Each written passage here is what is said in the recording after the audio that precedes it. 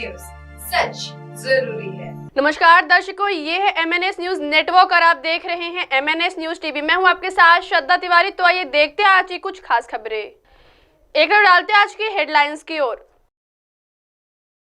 Iran ने की surgical strike तो भड़का पाकिस्तान, गंभीर अंजाम की दी चेतावनी।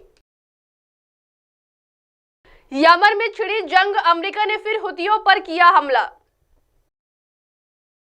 युद्ध नहीं चाहते लेकिन टालेंगे भी नहीं, तानाशाह ने कहा उत्तर दक्षिण का मेल असंभव।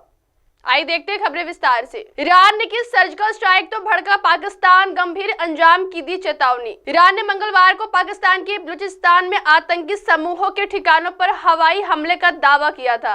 पाकिस्तान ने भी हमलों की पुष्टि कर दी है। पाकिस्तान के विदेश मंत्रालय ने इस हमले की कड़ी निंदा की है। विदेश मंत्रालय ने सोशल मीडिया प्लेटफॉर्म एक्स पर लिखा, पाकिस्तान ईरान द्वारा अपने हवाई क्षेत्र के अकारण उल्लंघन और पाकिस्तानी क्षेत्र के अंदर हमले की कड़ी निंदा करता है। इसके चलते 2 मासूम बच्चों की मौत हो गई जबकि 3 लड़कियां घायल हो गई। पाकिस्तान की संप्रभुता का यह उल्लंघन पूरी तरह से अस्वीकार्य है और इसके गंभीर परिणाम हो सकते हैं। पाकिस्तान के विदेश मंत्रालय ने अपने बयान में यह नहीं बताया है कि हमला कहाँ हुआ है, लेकिन पाकिस्तान के विभिन्न सोशल मीडिया अकाउंट्स पर हमले की जगह बलूचिस्तान प्रांत बताई जा रही है, जहां दोनों देश लगभग 1000 किलोमीटर लंबी सीमा साझा करते हैं। यह काफी कम आबादी वाला इलाका है। बता दें कि ईरान की इस्लामिक रिवोल्यूशनरी गार्ड्स कॉर्प्स ने पाकिस्तान में सुन्नी बलूच आतंकी समूह जैश अल अदल पर मिसाइलें और ड्रोन से हमले का दावा किया है। बताया जा रहा है कि इस आतंकी समूह ने पाकिस्तान के सीमावर्ती इलाकों में ईरान की सुरक्षा कर्मियों पर धावा बोला था। आइए बढ़ते अगली खबर की ओर। यमन में छिड़ी जंग, अमेरिका ने फिर हुतियों पर किया हमला। दुनिया में धरती और आसमान के बाद अब पानी में भी जंग छिड़ गई है। हमास के सपोर्ट में हुती विद्रोही ने लाल सागर में अंतरराष्ट्रीय मालवाहक जहाजों को अपना निशाना बनाया तो अमेरिका ने हमला बोल दिया है। स्थिति यह है कि पहले यूएस और ब्रिटेन ने संयुक्त रूप से अटैक किया था तो हुतियों ने भी पलटवार किया। इस पर यूएस ने एक बार फिर यमन में खतरनाक मिसाइलें दागी हैं। रिपोर्ट के मुताबिक अमेरिका के अधिकारियों का कहना है कि यूएस ने फिर से यमन स्थित हुतियों पर हमला किया। इस बार अमेरिका ने एंटीशिप मिसाइलें दागी हैं। इस अटैक से हुतियों को बड़ा नुकसान पहुंचा है। ऐसे में अब हुती विद्रोही भी जवाबी कार्यवाही में हमला कर सकते हैं। इस हमले के पीछे का मकसद लाल सागर के समुद्री मार्ग को क्लियर करना है। इजराइल और हमास के बीच जारी युद्ध में हुती विद्रोही भी कूद पड़े हैं।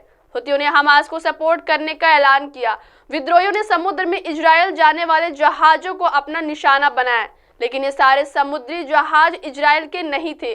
पिछले 2 महीनों में हुतियों का हमला काफी बढ़ गया है, जिससे शिपिंग कंपनियों ने लाल सागर के मार्गों से समुद्री जहाजों को भेजना बंद कर दिया है। आपको बता दें कि हुती विद्रोहियों का यमन के बड़े हिस्सों पर कब्जा है। जब हुतियों का मालवाहक जहाजों पर हमला बढ़ गया तो यूएस और ब्रिटेन ने अटैक कर दिया था। इस हमले से हुती विद्रोही बौखला गया और उन्होंने भी पलटवार किया। हुतियों ने मिसाइल से अमेरिका के जहाज पर अटैक किया। इस पर यूएस ने दोबारा हमला बोला है। आइए बढ़ते अगली खबर की ओर। युद्ध नहीं चाहते लेकिन टालेंगे भी नहीं, तानाशाह ने कहा उत्तर दक्षिण का मेल असंभव। उत्तर कोरिया के तानाशाह नेता किम जोंग उन ने दक्षिण कोरिया को लेकर बड़ा बयान दिया है।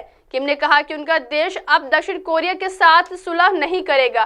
किम ने युद्ध में विभाजित देशों के बीच साझा राज्य के विचार को खत्म करने के लिए उत्तर के संविधान को लेकर संविधान को फिर से लिखने का आह्वान किया। दक्षिण को सुलह के संभावित भागीदार के रूप में नहीं बल्कि एक स्थायी प्रतिद्वंदी के रूप में घोषित करना भी किम के बढ़ते परमाणु सिद्धांत की विश्वसनीयता में सुधार के प्रयासों का हिस्सा हो सकता है। उत्तर कोरियाई कदम तब आए जब किम सक्रिय रूप से मॉस्को और बीजिंग के साथ अपनी साझेदारी बढ़ा रहे हैं, क्योंकि वह राजनयिक अलगाव से बाहर निकलने और वाशिंगटन के खिलाफ संयुक्त मोर्चे में शामिल होकर अपना प्रभाव बढ़ाने का प्रयास कर रहे हैं, जिसने हमें युद्ध और शांति के बीच चयन करने की धमकी दी थी, अब काम नहीं करेगी। असेंबली में अपने भाषण में किम ने दोहराया कि उत्तर का एक तरफा युद्ध शुरू करने का कोई इरादा नहीं है, लेकिन युद्ध से बचने का भी कोई इरादा नहीं है।